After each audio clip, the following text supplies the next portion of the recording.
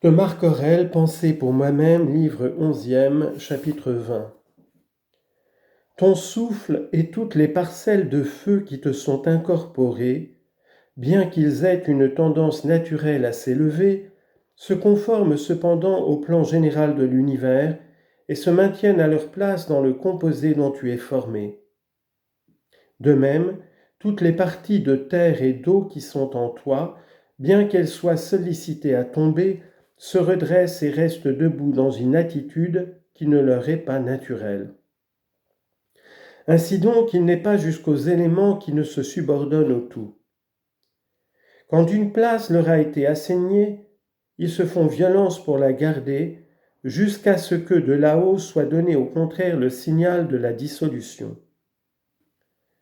N'est-ce pas dès lors une indignité que seule la partie intelligente de toi-même soit indocile et proteste contre la place qu'on lui a fixée? Pourtant, on ne lui impose aucune contrainte, on ne lui demande rien de ce qui convient à sa nature. Mais elle ne peut s'y résigner, elle s'élance à l'opposite.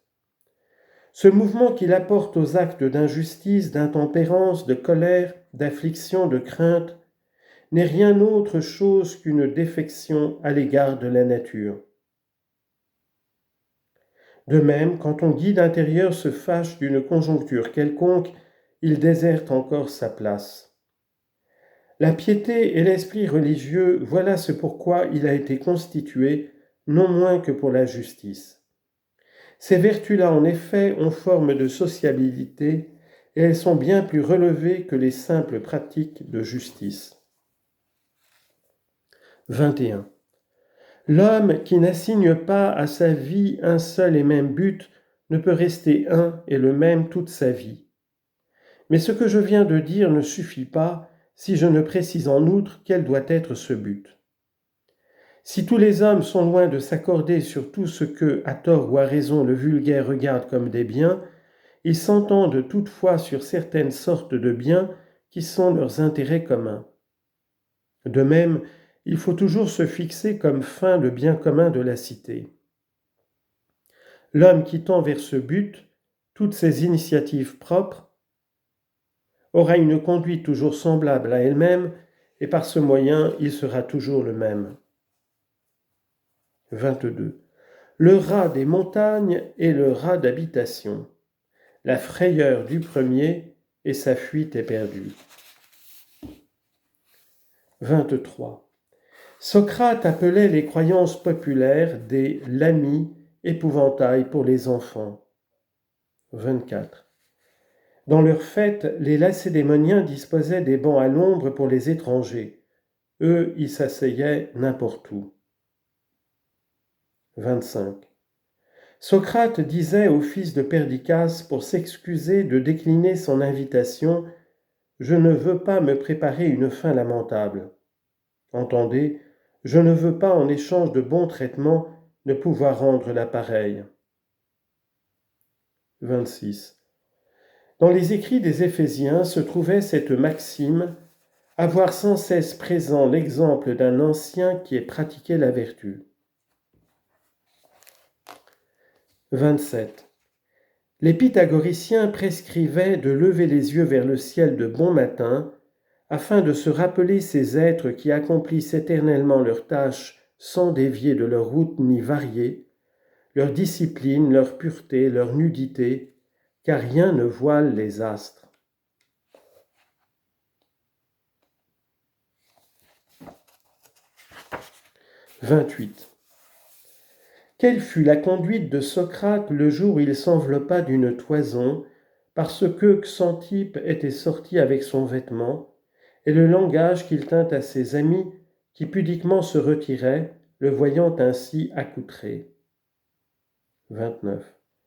Dans l'art de l'écriture comme de la lecture, tu ne peux passer maître avant d'avoir été élève. C'est beaucoup plus vrai dans la vie. 30. Tu es esclave né, tu n'as pas droit à la parole. 31.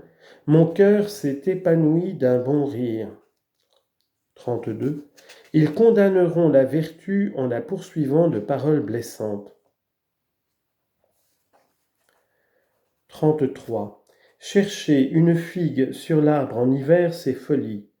De même, réclamer son enfant quand il a été ravi.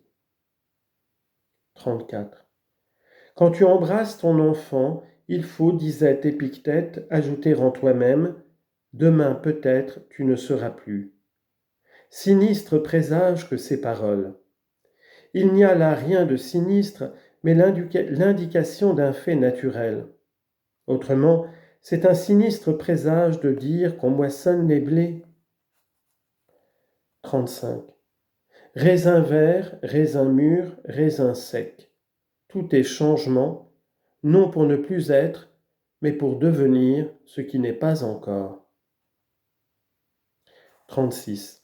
Il n'est pas de voleur du libre arbitre. Le mot est d'Épictète.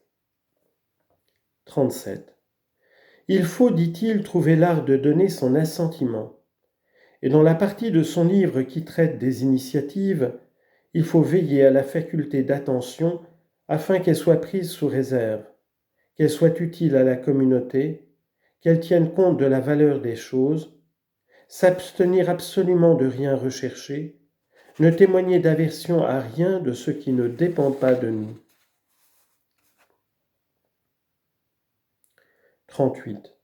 Ce n'est pas une question quelconque, dit-il, qui se débat, mais celle-ci, serons-nous fous ou non ? 39. Socrate disait, que désirez-vous ? Avoir des âmes d'êtres raisonnables ou d'être privés de raison ? De raisonnables. Desquels êtres raisonnables ? De ceux qui sont saints ou de ceux qui sont pervers ? De ceux qui sont saints, et c'est Yénès. Pourquoi donc n'en cherchez-vous pas ? Parce que nous en avons. Pourquoi donc vous battez-vous et vous disputez-vous avec elles ?